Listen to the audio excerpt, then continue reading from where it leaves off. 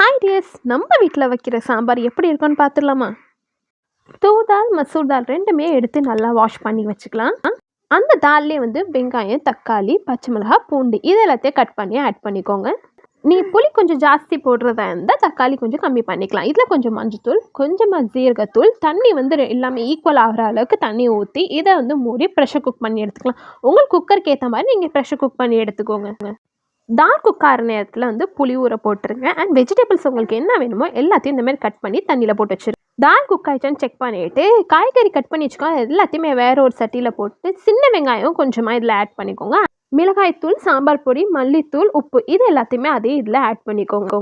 ஊற வச்சிருந்த புளியை கரைச்சி அதோட தண்ணி ஊற்றிக்கோங்க. வேக வச்சிருந்த பருப்பையும் போட்டு தண்ணி ஊற்றி இது கொதிக்கிட்டோம் காய்கறிக்கு வேகிற வரைக்கும். காய்கறியில் வெந்ததுக்கப்புறம் தாளிச்சிக்கலாம். எண்ணெய், நெய் ரெண்டுமே சூடானதுக்கு கடுகு, ஜீரகம், உளுந்து, கருவேப்பிலை, கொஞ்சமாக சின்ன வெங்காயம் கட் பண்ணி போட்டு கடைசியாக கொஞ்சமாக பெருங்காயத்தூள். அவ்வளோதான்.